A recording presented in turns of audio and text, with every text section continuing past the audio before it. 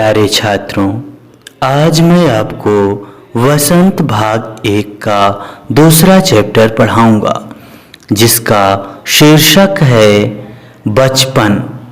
बचपन चैप्टर की लेखिका हैं बच्चों कृष्णा सोबती। इस चैप्टर में उनके जीवन से संबंधित घटनाओं, उनके बचपन की घटनाओं का वर्णन किया गया है।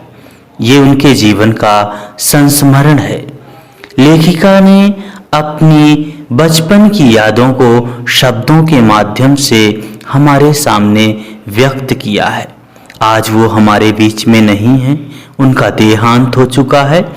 फिर भी हम इस संस्मरण के माध्यम से उनके बचपन की घटनाओं, साथ ही साथ उनके रहन सहन, खान पान, सारी उनके पहनावों के बारे में भी हम जान सकते हैं।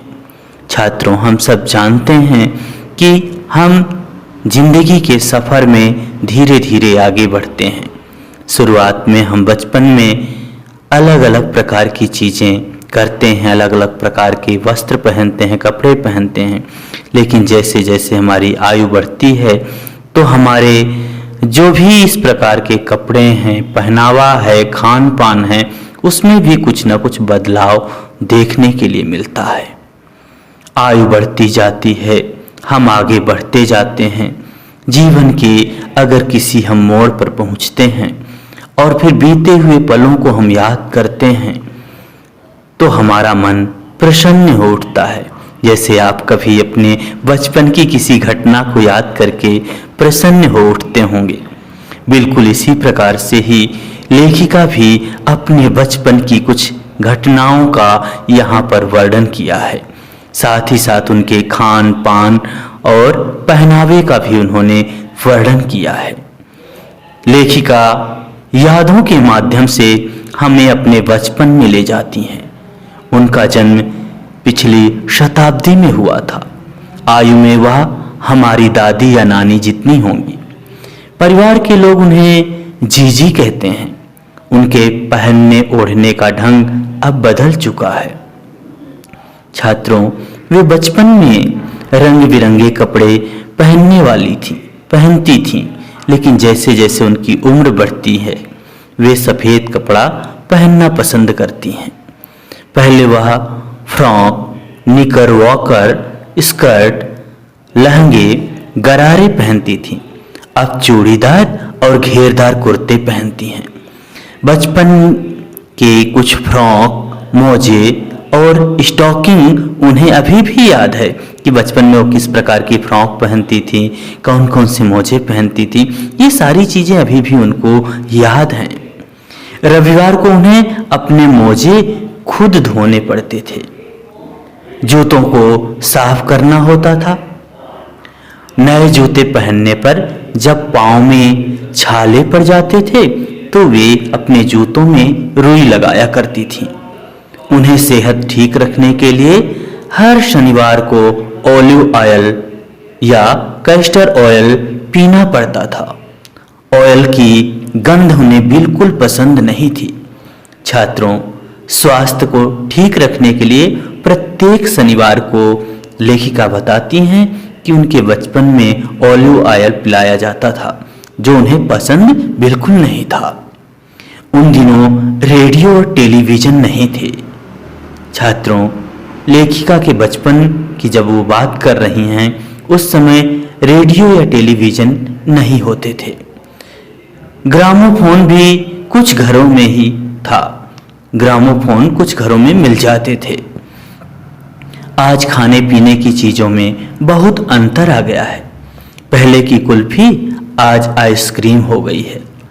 कचौड़ी समोसा पैटीज में बदल गया है। शरबत कोक पेप्सी बन गया है। उनका घर मॉल से ज़्यादा दूर नहीं था। भाई बहन शिमला मॉल से ब्राउन ब्रेड लेने जाते। उन्हें हफ्ते में एक बार ही चॉकलेट, टॉफ़ी खरीदने की छूट थी। लेकिन लेखिका के पास सबसे ज़्यादा चॉकलेट होती थी। उन्हें वह रात को मज़े से खाया करती थी। चने जोर गरम और अनारदाने का चूर्ण उन्हें बहुत पसंद था। उन्हें पहले वाले और अब वाले चने जोर गरम का स्वाद एक जैसा ही लगता है, उसमें कोई अंतर उन्हें महसूस नहीं होता। उन्हें लगता है कि जिस प्रकार से पहले ये चीजें मिलती थी आज भी उसी प्रकार मिल रही हैं। लेखिका ने छुटपन में शिमला रिज पर बहुत मजे किए हैं। घोड़ों की सवारी की है, शाम को रंग बिरंगे गुब्बारे देखना, चर्च की बजती घंटियों का संगीत सुनना उन्हें आज भी याद है। इस प्रकार से वे अपने बचपन की यादों को याद करती हैं कि जब वो शिमला में जाती हैं, शिमला रिज पर जाती हैं, तो वहाँ पर रंग बिरंगे गुब्बारे और वहाँ पर चर्च की घंटियाँ, ये सारी चीज़ें उनको याद आती है। इस कैंडल पॉइंट के सामने के शोरूम में शिमला कालका ट्रेन का मॉडल बना था। उसी शोरूम के पास वाली दुकान से लेखिका ने अपना पहला चश्मा बनवाया था और वहीं पर एक शोरूम था जिससे लेखिका क्या करती हैं, अपने लिए पहला चश्मा बनवाती हैं। वहाँ के डॉक्टर अंग्रेज थे, वहाँ के जो डॉक्टर थे वे अंग्रेज थे। उन्होंने लेखिका से कहा कि चश्मा कुछ दिनों में उतर जाएगा, ज़्यादा दिन आपको चश्मा नहीं लगाना पड़ेगा, कुछ ही दिन में ये धीरे धीरे करके उतर जाएगा। लेकिन वह आज तक नहीं उतरा। इसके लिए लेखिका ने खुद को ही दोषी माना है। वे कहती हैं कि अगर हम रात में टेबल लैंप के सामने ना पढ़ते, वो कहते हैं दिन की रोशनी में जिस प्रकार से हमको पढ़ाई करना चाहिए वो ना करके हम रात में टेबल लैंप के सामने पढ़ते थे, जिसके कारण हमारे आँखों की रोशनी धीरे धीरे जाती रही, मतलब समाप्त होती रही, कम हो गई रोशनी। शुरू शुरू में चश्मा लगाना उन्हें अटपटा लगता था।